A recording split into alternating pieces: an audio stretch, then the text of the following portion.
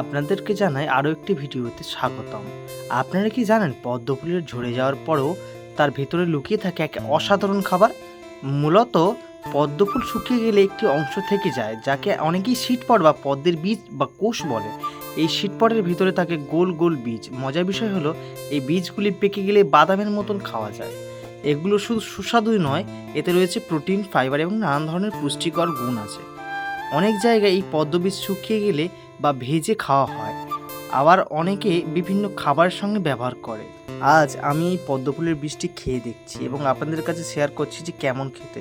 সত্যি খুবই অসাধারণ খেতে, পুরো একদম যেমন ন্যাচারাল বাদামের টেস্ট হয় সেই রকম ঠিকই টেস্টটা পাওয়া গিয়েছে।